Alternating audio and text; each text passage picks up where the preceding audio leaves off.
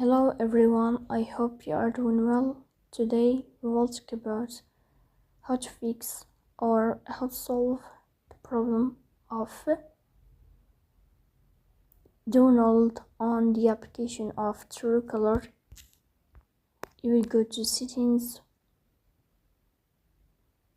In this page you will click on apps, default apps, app settings. Here you will search about Truecaller. Here in this page of app info you will click on first stop and you will click OK. Then you will enter to the window of storage. Here you will click on clear cache.